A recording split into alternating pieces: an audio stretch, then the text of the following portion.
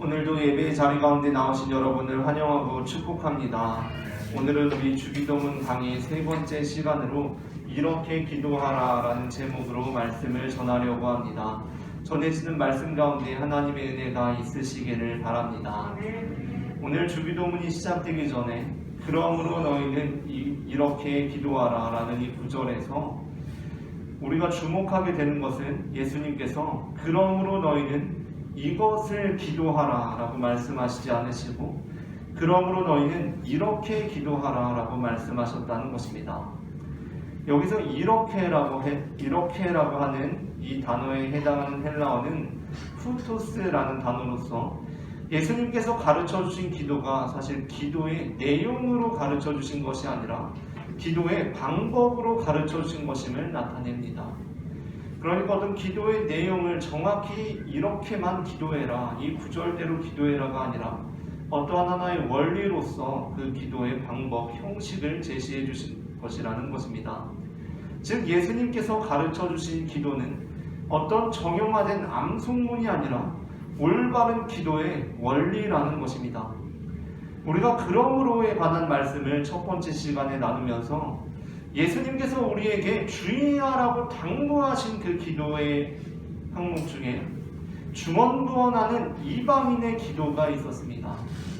그 중언부언하는 이방인의 기도라는 것은 무엇이냐면 우리가 잘 알고 있는 대로 했던 말을 또 하고 했던 말을 또 하고 했던 말을 또 하는 기도입니다. 그렇다고 할 때 예수님께서 우리에게 가르쳐 주신 기도는 무슨 주문을 암송하는 것처럼 결코 같은 말을 계속해서 되풀이하는 암송문이 될 수가 없다는 것입니다. 그래서 이에 대한 영어 성경의 본문들을 살펴보자면 어떻게 번역되어 있냐면 이렇게 기도하라라고 할 때 너희는 이런 방식으로 기도해라. 너희가 어떻게 기도해야 되는지 알려주겠다. 이런 형식을 따라서 기도해라 등으로 표현되어 있습니다. 즉 예수님께서는 이 기도를 너희가 반드시 외워라 그리고 단순히 외워라 라고 하신 것이 아니라 이런 방식으로 기도하라고 가르쳐 주신 것입니다. 이에 관하여서는 물론 예수님께서 가르쳐 주신 기도의 원리를 깨닫고 그 방식대로 기도하기 위해서는 이 기도를 암송하는 것이 가장 1차적이고 기본적인 과정이 되겠지만 주기도문 자체를 하나의 암송문으로 여기고 그것을 단순히 암송하는 데서 그쳐버리는 것은 예수님께서 가르쳐 주신 기도의 영성을 온전히 이루는 길이 될 수 없다는 것입니다. 다행히도 여전히 많은 기독교인들이 주기도문을 외우고 있습니다. 그러나 매우 안타깝게도 아직도 많은 그리스도인들이 주기도문을 그저 외우고 있습니다. 교인들의 모임을 파하게 될 때 마침 기도를 해줄 사람이 적당하지 않은 경우에 또는 기도를 항상 하던 사람이 이미 시작 기도를 했다든가 아니면 중간에 매우 중요한 그 기도 순서를 담당했을 때 그 모임의 진행자가 이제 마칠 때 하는 일이 무엇입니까? 자, 그럼 우리 오늘 주기도문으로 주기도문으로 이 시간을 파하겠습니다 라는 것입니다. 물론 마치는 시간에 주기도문 말고 다른 것을 하는 것보다는 주기도문을 하는 것이 가장 좋다는 생각도 듭니다. 저 같아도 주기도문으로 모임을 파할 것 같습니다. 그러나 주기도문이 단순히 그렇게 우리의 신앙생활에 있어서 마침 기도로만 작용하고 역할하고 있다면 그것은 주님께서 가르쳐 주신 기도의 권위를 땅에 떨어뜨리는 행위입니다. 주기도문에서 가운데 있는 기도가 빠지면 그것은 주문이 될 뿐입니다. 어떤 한 청년이 가위 눌림으로 인해서 큰 고통을 경험하고 있었다고 합니다. 그런데 가위 눌림으로 너무 고통을 당하니까 가위를 어떻게 안 눌릴 수 있을까 이렇게 인터넷을 검색해 보다가 주기도문을 하면은 가위에서 벗어날 수 있다라는 그런 글을 읽었다고 합니다. 그래서 이제 또 자는데 가위가 또 눌린 겁니다. 그래가지고 아 맞다 그래 주기도문 하면 된댔지 해서 주기도문을 암송을 했습니다. 그런데 그때 그의 귓가에 그의 기도를 비웃듯이 주기도문이 거꾸로 들려왔다고 합니다. 물론 이게 실제로 있었던 일인지 누가 그냥 무섭게 하려고 괴담으로 지어낸 이야기인지는 잘 모르겠지만 저는 이 이야기가 단순히 무서운 이야기가 아니라 참 의미 있는 이야기라는 생각이 듭니다.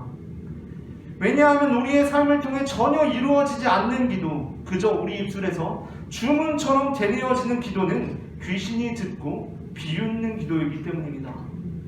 그러한 기도는 귀신들이 듣고 떠는 것이 아니라 한 글자도 안 틀리고 주기도문을 암송한다 할지라도 귀신들이 듣고 화음을 맞춰서 불러낸 기도입니다. 마치 우리의 기도를 비웃듯이 그들은 우리의 주문을 비웃기 때문에 그 노래로 리메이크를 해서 우리에게 다시 불러줄 것입니다.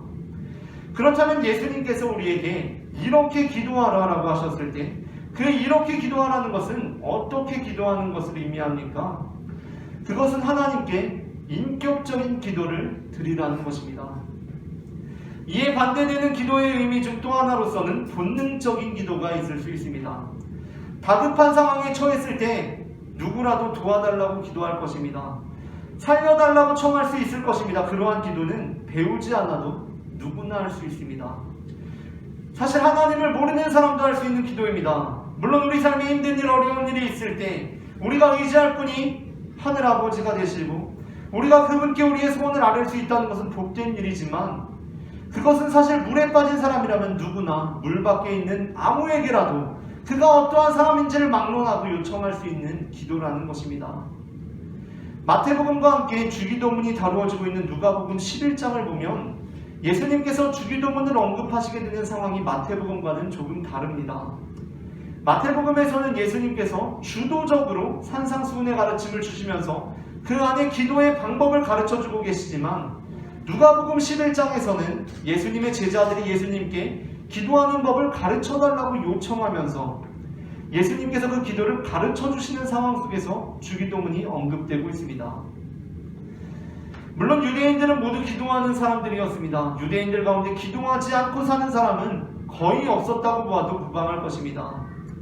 무슬림들이 시간이 되면 메카를 향해서 기도하고 기도문을 외우는 것처럼 유대인들도 때를 정해서 기도하고 기도문을 외웠습니다. 그들은 늘 기도하는 사람들이었습니다. 예수님의 제자들은 어떻겠습니까? 예수님의 제자들 역시 당연히 기도하는 삶을 사는 사람들이었을 것입니다. 그런데 그들이 예수님께 기도하는 법을 가르쳐달라고 합니다. 특별히 세례 요한의 제자들처럼 자신들에게도 기도하는 법을 가르쳐달라고 합니다. 이것이 의미하는 바가 무엇입니까? 예수님의 기도가 기존에 그들이 드리던 기도와는 또한 세례 요한의 제자들이 드리는 기도와는 달랐기 때문에 우리에게도 예수님의 기도를 가르쳐 주십시오 라고 청하고 있는 것입니다. 물론 예수님께서도 기도하는 분이셨습니다. 그러나 예수님의 기도는 제자들이 보기에 독특한 기도였습니다. 그리고 그 독특한 기도란 바로 예수님께서 드리신 하나님과 인격적인 관계 안에서 행하신 기도라고 할 수 있을 것입니다. 하나님과 인격적인 관계 안에서 기도하기 위해서는 하나님이 어떤 분인지 기억하는 것이 필요합니다. 많은 그리스도인들이 기도하면서 어떻게 합니까? 하나님을 가르치려고 합니다.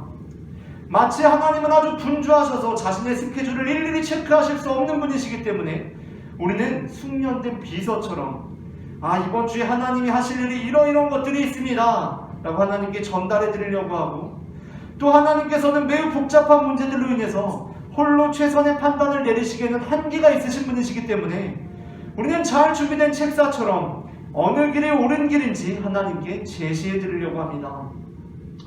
우리는 그렇게 하나님을 추궁하기도 하고 하나님을 독촉하기도 하고 심지어 하나님을 교육하려고 하기도 합니다. 하나님께 인격적인 기도를 드리고 있다면 우리의 기도에는 반드시 듣는 기도가 포함되어 있어야 합니다. 우리는 대체로 쏟아놓는 기도만 배우고 추궁하고 독촉하고 가르치려 들기만 하고 들으려고 하진 않습니다. 우리는 인격적인 기도를 배우지 못했기 때문에 하나님께 말하는 기도에 익숙해져 있다는 것입니다. 그래서 우리의 기도는 어떻습니까? 예수님의 이름으로 기도했습니다. 아멘 하고 그 기도로부터 빠져나옵니다. 마더 테레사 수녀가 어떤 한 인터뷰에서 기자로부터 수녀님은 기도할 때 어떤 기도를 하십니까? 라는 질문을 받은 적이 있다고 합니다. 그때 이 기자는 아마도 현대 그 미국 사회에서의 기복적인 기도, 그거에 대해서 비판적이면서도 공공성과 뜻을 함께 할 수 있는 어떤 마더 테레사의 그 고상한 기도, 주님 가난한 사람들을 좀 돌보아 주십시오 라는 그러한 고상한 기도를 유도하면서 테레사 수녀에게 그러한 질문을 했던 것 같습니다. 그런데 그때 테레사 수녀는 그 질문이 유도한 바와는 달리 전혀 생각지 못한 답변을 내놓았다고 합니다. 테레사 수녀는 그 기자의 질문에 이렇게 답변했다고 합니다. 저는 주로 듣습니다 라고 답변했다고 합니다. 우리는 우리 삶의 어떠한 목적, 우리 삶의 어떠한 뜻, 그것이 아무리 이상적인 것이라고 하더라도 우리의 뜻을 하나님을 통해 실현시키려고 하는 사람들이 아닙니다. 우리는 하나님의 뜻이 가장 이상적인 것이라고 믿고 그 하나님의 뜻에 우리의 삶을 드리는 사람들이 되어야 할 것입니다. 그러므로 우리는 어떤 고상한 기도문을 하나님께 올려드리는 자들이기보다는 주님의 뜻을 들으려고 하는 사람들이라는 것입니다. 그렇다면 우리는 어떻게 들을 수 있습니까? 우리는 말씀을 통해서 듣습니다. 말씀은 세 가지 뜻을 갖습니다. 우선 의식적으로 가장 명료하면서도 또 한편으로는 우리의 의지에 의해서 왜곡에 가장 취약한 것으로서 제시하자면 말씀이란 먼저 설교라고 할 수 있을 것입니다. 대부분의 예배는 이미 우리에게 우리가 어떻게 기도해야 하는지를 그 형식을 통해서 충분히 제시하고 있습니다. 대부분의 기독교 예배에서 우리는 기도를 합니다. 대표 기도라고 표현되어지는 그 대표 기도를 합니다. 그런데 그 대표 기도자가 그 예배의 가장 중요한 기도를 담당한 후에 그 기도가 끝났다고 해서 사실 우리의 모든 기도가 끝난 것이라고는 할 수 없습니다. 왜냐하면 우리는 아직 듣지 않았기 때문입니다. 기도가 마쳐진 후에 우리는 말씀, 곧 설교를 듣습니다. 그러므로 예배는 우리의 일상적인 기도가 어떠한 방식을 취해야 하는지에 대한 좋은 모범이 될 것입니다. 그렇다면 우리는 늘 설교를 들을 수 없는 일상생활 속에서는 어떻게 기도해야 합니까? 두 번째로 말씀이란 성경을 뜻합니다. 우리는 성경 말씀을 묵상함으로써 하나님의 뜻을 듣습니다. 하나님께서는 우리에게 성경을 통해서 이미 말씀해 주셨기에 우리는 그 말씀을 묵상함으로 주님의 음성을 듣는 것입니다. 하지만 성경조차도 없는 경우가 있을 수 있고 또 더러는 이미 기도와 성경 말씀을 이미 그 설교와 성경 말씀을 묵상하는 기도를 신앙생활 속에서 충분히 했다고 할 때 우리는 예수님을 깊이 묵상함으로 듣는 기도를 할 수 있습니다. 왜냐하면 가장 본질적으로 바로 예수님께서 말씀 그 자체이시기 때문입니다. 요한복음 1장 1절부터 18절 말씀을 앞에 화면을 보시고 저와 한 절 한 절 교독하도록 하겠습니다. 태초에 말씀이 계시니라. 이 말씀이 하나님과 함께 계셨으니 이 말씀은 곧 하나님이시니라. 그가 태초에 하나님과 함께 계셨고 만물이 그로 말미암아 지은 바 되었으니 지은 것이 하나도 그가 없이는 된 것이 없느니라. 그 안에 생명이 있었으니 이 생명은 사람들의 빛이라. 빛이 어둠에 비치되 어둠이 깨닫지 못하더라. 하나님으로부터 말씀을 받은 사람이시니 그의 이름은 요한이라. 그가 증언하러 왔으니 곧 빛에 대하여 증언하고 모든 사람이 자기로 말미암아 믿게 하려 함이라. 그는 이 빛이 아니요 이 빛에 대하여 증언하러 온다라. 참 빛 곧 세상에 와서 각 사람에게 비추는 빛이 있었나니 그가 세상에 계셨으며 세상은 그로 말미암아 지은 바 되었으되 세상이 그를 알지 못하였고 자기 땅에 오매 자기 백성이 영접하지 아니하였으나 영접한 자 곧 그 이름을 믿는 자들에게는 하나님의 자녀가 되는 권세를 주셨으니 이는 혈통으로나 육정으로나 사람의 뜻으로 나지 아니하고 오직 하나님께로부터 난 자들이라. 말씀이 육신이 되어 우리 가운데 거하시니 우리가 그의 영광을 보니 아버지의 독생자의 영광이요 은혜와 진리가 충만하더라. 요한이 그에 대하여 증언하여 외쳐 이르되 내가 전에 말하기를 내 뒤에 오시는 이가 나보다 앞선 것은 나보다 먼저 계심이라 한 것이 이 사람을 가리킴이라 하니라. 우리가 다 그의 충만한 데서 받으니 은혜에 은혜라. 율법은 모세로 말미암아 주어진 것이요 은혜와 진리는 예수 그리스도로 말미암아 온 것이라. 원래 하나님을 본 사람이 있으되 아버지 품속에 있는 독생하신 하나님이 나타내셨느니라. 아멘. 요한복음 1장 1절부터 18절 말씀은 말씀에 관하여 어떻게 말씀하고 계십니까? 예수 그리스도에 관하여 어떻게 말씀하고 계십니까?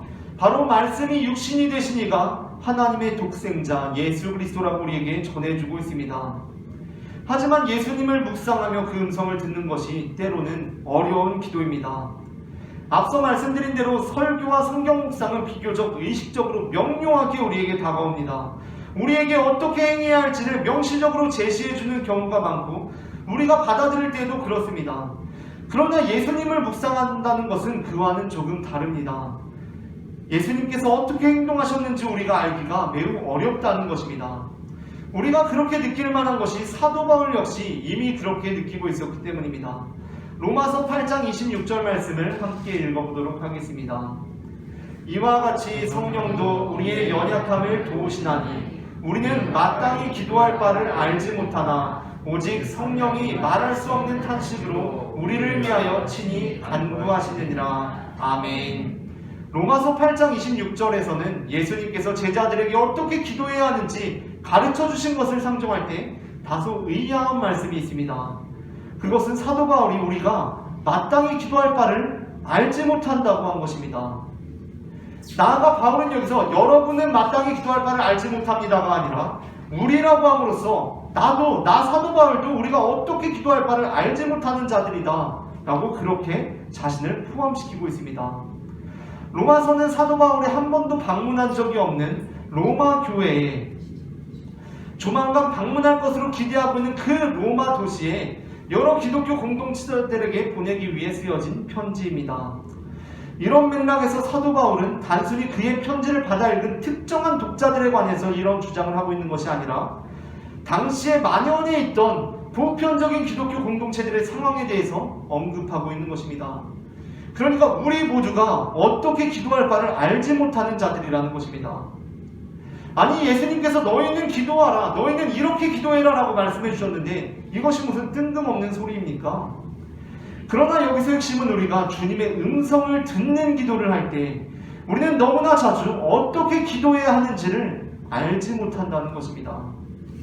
사도 바울은 다른 편지들에서 우리가 드리는 기도에 관하여서는 우리가 어떻게 기도해야 하는지 이미 숱하게 말씀하고 있습니다.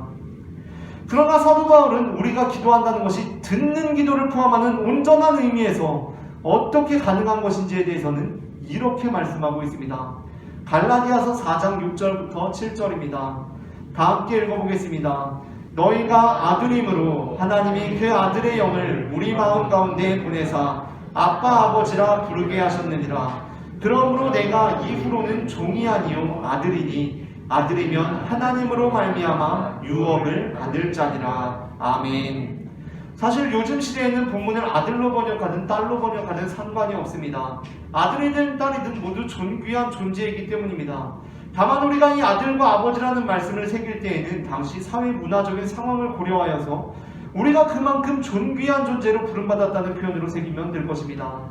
이 본문에서 사도 바울은 우리가 하나님으로부터 새로운 능력을 받기 위해 기도한다고 말씀하는 대신에 우리가 하나님에 의해 기도할 능력을 받는다고 말씀하고 있습니다. 사도 바울은 우리가 하나님으로부터 새로운 능력을 받기 위해 기도한다고 말씀하는 대신에 우리가 하나님에 의해 기도할 능력을 받는다고 말씀하고 있습니다. 즉 우리는 스스로 기도할 수 없으며 오직 성령의 능력에 의해서 하나님이 그 아들의 영을 우리 마음에 보내셨기 때문에 그 능력에 의해서만 기도할 수가 있다는 것입니다. 그러므로 우리가 주님 앞에 나와 듣는 기도를 드리고 있다는 것 자체가 우리로 하여금 다른 어떠한 능력을 구하게 하는 것이 아니라 우리 신분의 확인이 됩니다.